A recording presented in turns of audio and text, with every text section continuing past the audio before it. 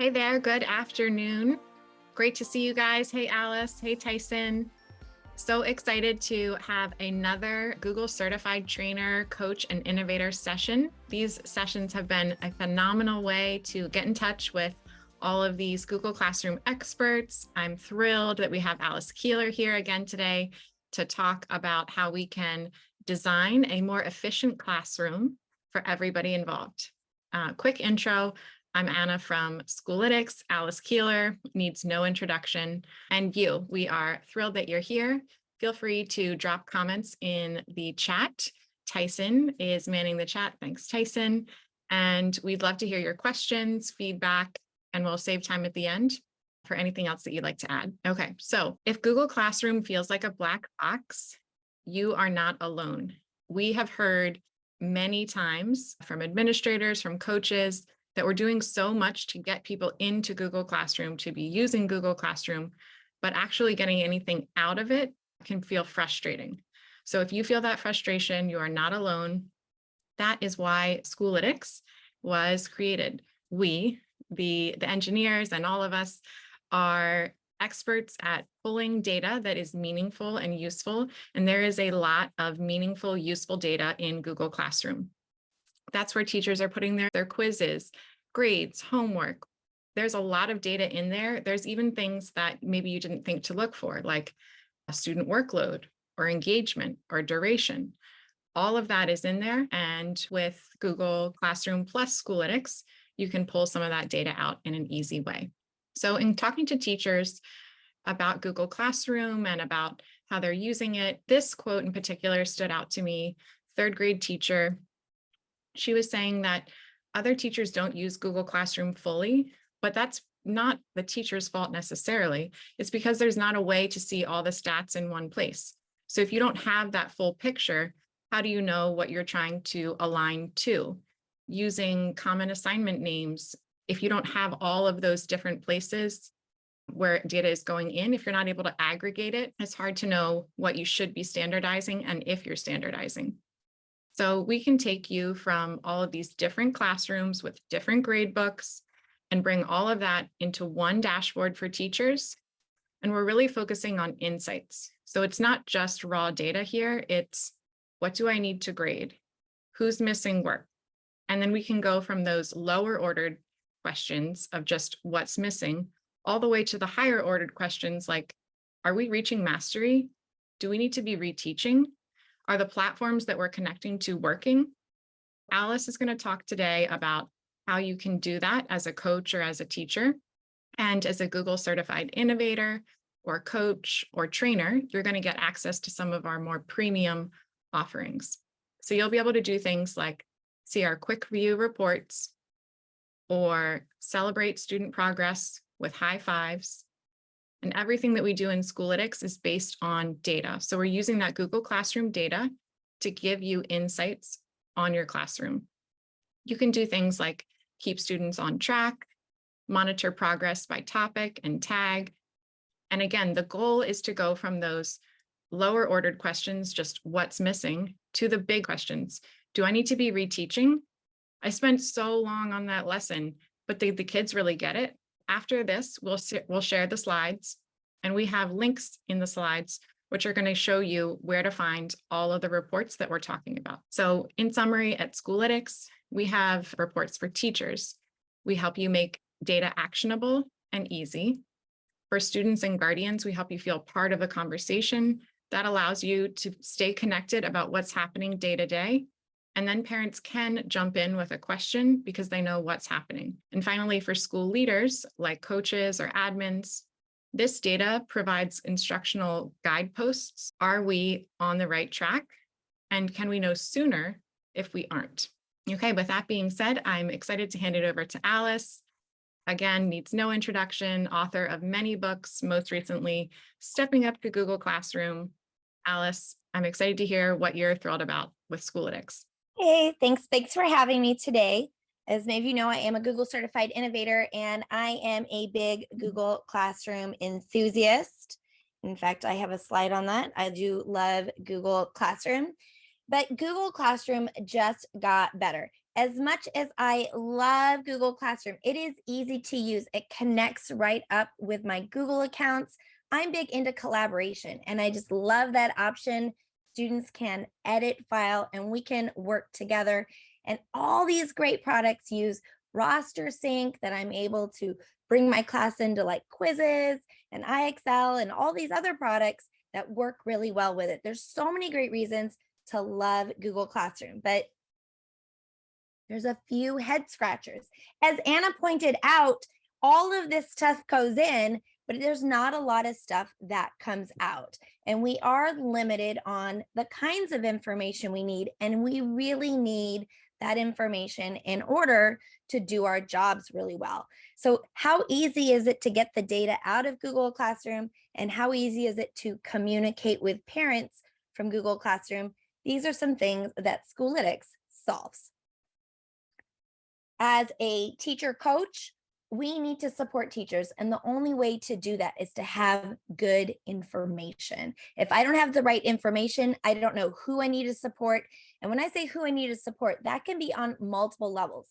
That could be the teachers, it could be the students, it could be my subgroups, it could be an entire department. And I need to know how are teachers using Google Classroom so that I can support them better in their use.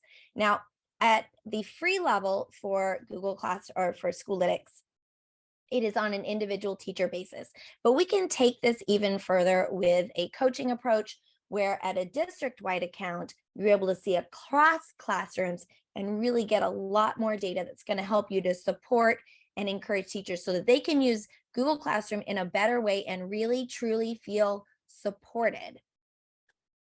So my first question is, what are your school goals? What are you trying to make sure that is happening? Every school every year has a different goal that they're focusing on. For me, I always set a goal like I want to do more critical thinking. Now, as a math teacher, you'd think that's baked in there, but that's actually not the case.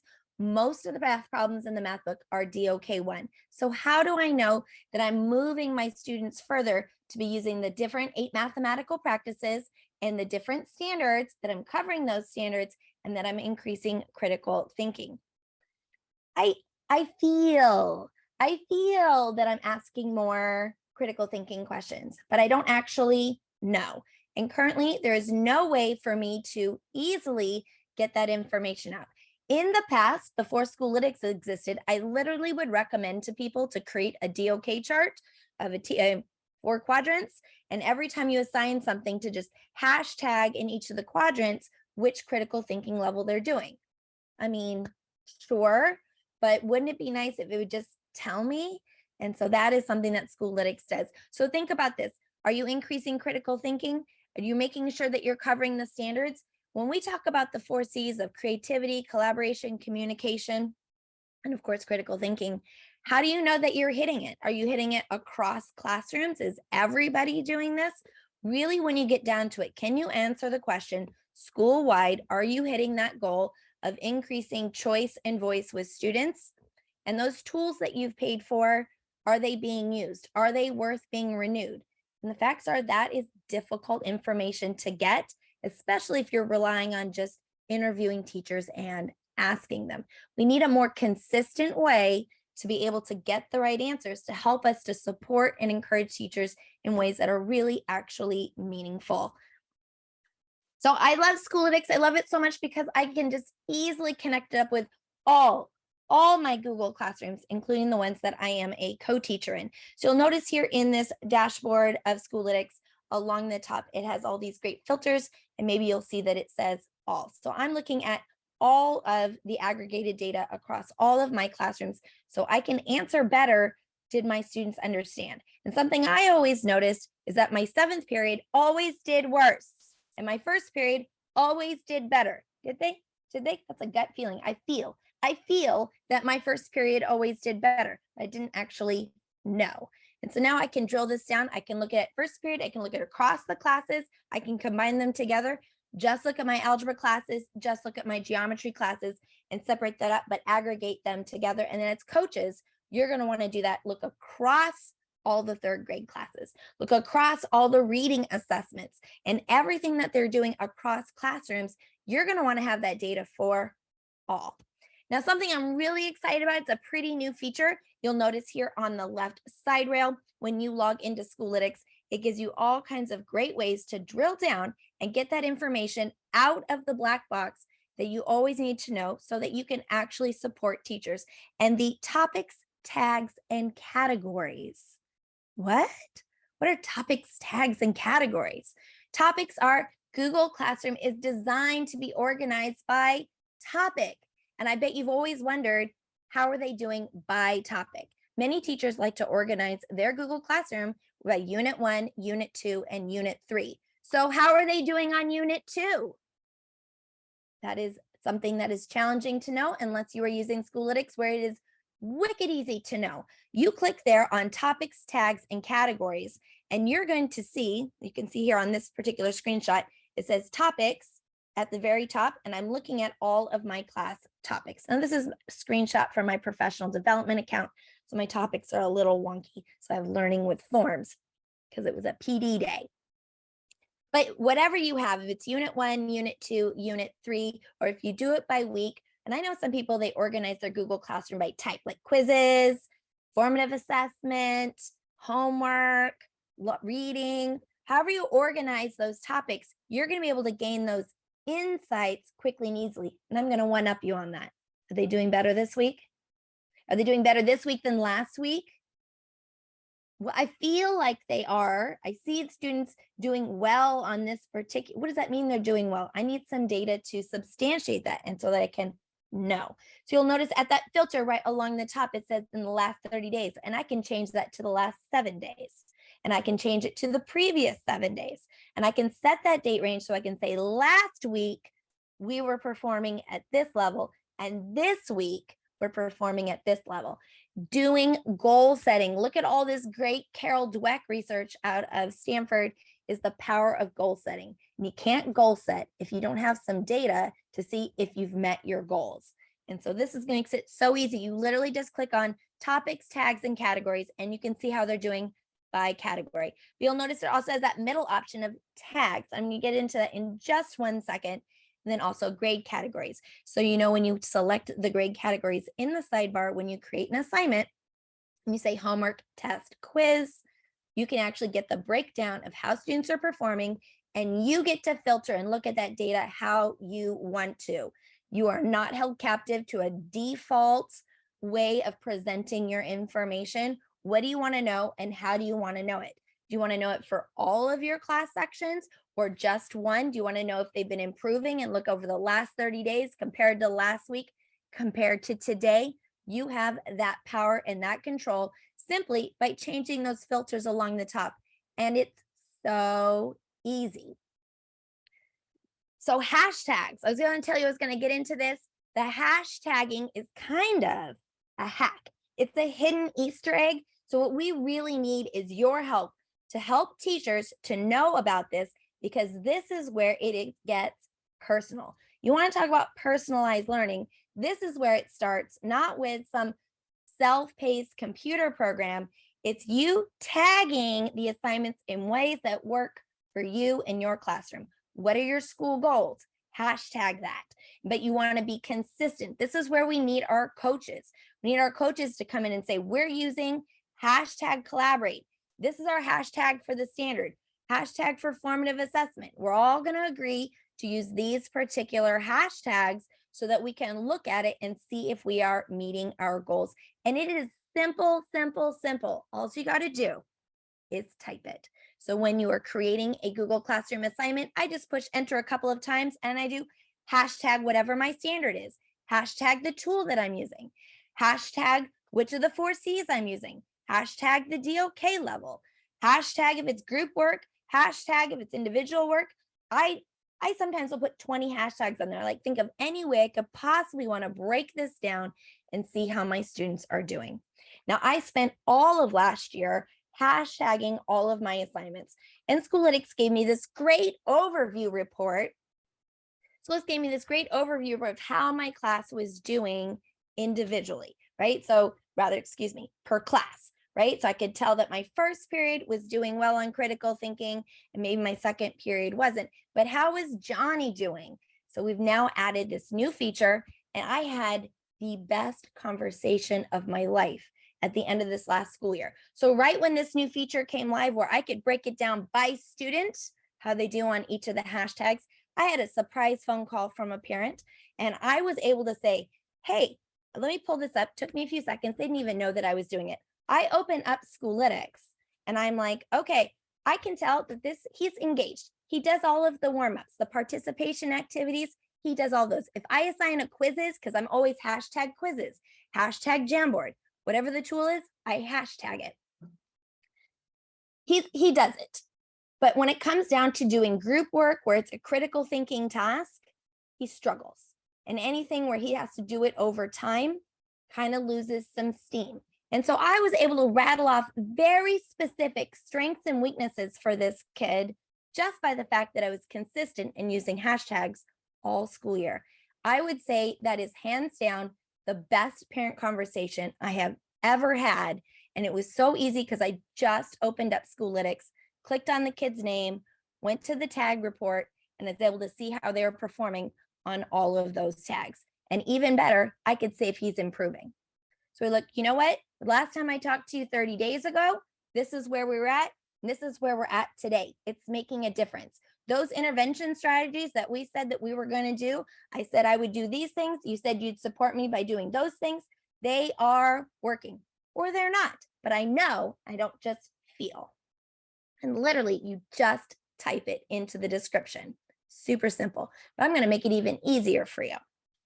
So we're going to have those better conversations by adding those hashtags, but we want to goal set together. So that's goal setting with students, goal setting with my class, and as a coach, it's goal setting with my teachers, reviewing that data over a particular date range. And this is lovely. You can create groups. You can create groups. So which students of focus are you looking at that you want to know if they are improving? So it might be your students who are English language learners, and you want to make sure they're making just as much progress as everyone in the class. And so you can create those groups and you can look at all of those data points by group and goal set and help move students forward. That's how I can support individual students. I am able to drill it down by student, by group, by class, and we can look at it even across classes. Goal set together, set some guidelines. As we support teachers, how are you going to do topics across the departments? It hasn't really mattered, right? You couldn't get that information out, but now you can. So if we're all consistent, that we're consistently using some common topics, some common way of hashtagging the standards, a common way of hashtagging different goals that we're trying to do, what do you as a coach and trainer want to get out of Google Classroom so that you can better support your teachers? And so what we want is the teachers to be able to provide that information to, and literally it's as easy as a hashtag. It's literally as easy as a hashtag. And I promise you, you're going to be able to use that data to save them time, help them to feel more supported. If I can make one reason that it is so hard to teach right now, it really feels like there's a lack of support and a whole list of mandates. So when we can say, okay, this is what we need, this is the data and how we can support you with it, that's a great way to support teachers. There is a communication log. This is one of the most exciting things in Schoolytics. It's a brand new feature, and it's going to be able to be seen across classes if you have a school-wide account, but co-teachers can contribute to the same log so you can see if we're making these communications about students. So it's really cool. I go click on the student log option when I drill down to a student, and I can do add entry. And so I can record when do I talk to a counselor, and it could be a text message, it could be a personal phone call, it could just be a conversation in the hall, it could be an email. What Schoolytics lets me do is say what was the type of conversation, email, note, text message, and then I say, who did I have this with? And you'll notice what I've highlighted here is that I've had several conversations with my coach about this student. So I can have evidence that we're doing everything we can to help every student to be successful. But here is where it gets even easier, friends. You can share assignments. As a coach, you want to have students, you want to have teachers be consistent with their hashtags. help them make the assignments, put the hashtags in there for them. So that way they don't have to even think about it or worry about it. And for them to be able to reuse and post an assignment, what an amazing way to support teachers when we're all feeling like overwhelmed and there's so much to do. There's this mandate, you're supposed to do this, that, and the other thing. Well, we can actually share this, that, and the other thing with them. So all they have to do is share it to their classroom with the click of a button, and it already has the right hashtags in it. So when you are in Schoolytics, on the left-hand side, you will see workspace. The Schoolytics workspace allows you to create a space. Now you can sync and bring in assignments that are already in Google Classroom. So there is no need to recreate the wheel, but you can also create assignments right in Schoolytics. So as a coach, I encourage you to start checking that out, and I'm going to show you why. But first, before I go there, notice that it says in the upper right here, in a green button, it says course. So when you click course, that is a shared space. You're creating a shared space. And you'll notice that it says on there, manage sharing. And anything that you put into that shared space is automatically shared with everyone that's shared in it. It's kind of like a folder in Google Drive. You know, when you share a folder in Drive with everybody in your department and you put files in there, everyone in the department automatically has access to them. So there's no extra steps. You don't have to email it to them. You don't have to try and figure out some wonky organization system. It's just there. So if you would create a course, a shared space amongst the teachers that you want to be consistent with, and then you can just start creating assignments in that shared space. And they simply have to go to Schoolytics and click share to classroom. What's easier than that? Here's what's easier than that: coaching notes. So when you create your assignments in Schoolytics instead of in Google Classroom, notice this bottom section. Now, this is not part of the create assignment part. That's the top part. So you can put the title and the directions and your hashtags all in there, just like you normally would in a Google Classroom assignment. But then it says instructional notes. That's for the teacher that you're working with. So when they get this lesson, this assignment that they're going to push out to Google Classroom, I, as a teacher, need information on what is my role? How am I interacting with kids? And what ways could I be coached through doing the lesson a little bit better? Or how does it align to the PD that we had at the beginning of the year that I was like, I'm trying to do my classroom. What are you talking at me right now for? Well, we need to support and continue those goals and ideas throughout the school year. And you can do that by giving them some little notes down the bottom. Say, hey, we're working on Think, Pair, Share. This is a great opportunity for you to do that. And here's some reminders and strategies and techniques for you to do in the teacher side as opposed to the student facing side. And right above that, do you see where it says choose the learning standards? So you can actually pre-tag all of the assignments with the standards for the teachers. So when they're pushing assignments out to students, they're not only standards aligned, you're going to be able to have that data to know how students are performing on the standards and what we need to reteach if we need to reteach. It's amazing. You can grade faster with Schoolytics. This might be my favorite thing that I love about Schoolytics is that when I log in, I have this great dashboard of insights. And one of the insights that it tells me is how many assignments I need to grade. I start every morning here on this page. I click on that and I try to just bust out a few. Do you see here where it shows my assignments graded at 62%? I have a little game I play with myself. I like it at 87% or better. So if that is below 87%, I feel highly motivated to at least knock out one or two giving students feedback. And the truth is, I'm a better teacher when I respond quickly. So this absolutely helps me to teach better, but save time. How does it save time? I don't need to constantly switch classes. I have 7 periods. I have to go to first period in Google Classroom, and then I go to second period in Google Classroom, and I go to third period in Google Classroom, and I have to open them up all individually and look for who turned in late work. That is the bane of my existence. And I know many of us have some wonky systems that we've put together where kids have to fill out a Google form to tell us that they've turned in something late, or who knows. You know what?